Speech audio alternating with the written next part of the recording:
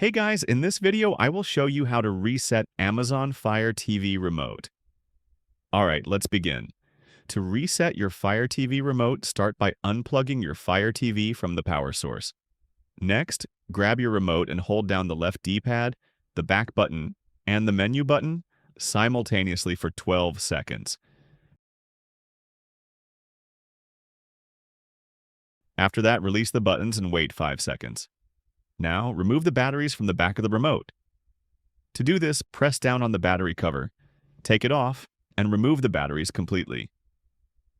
Once that's done, plug your Fire TV back in and wait for it to load. You should see a screen prompting you to connect your controller. Insert the batteries back into your remote and press the home button. This should reconnect the remote. If it still doesn't work, hold the home button for 10 seconds to force a reset. Following these steps will fully reset your Fire TV remote and restore its connection to your device. So that's basically how you can reset Amazon Fire TV remote. That's it for this video. Thanks.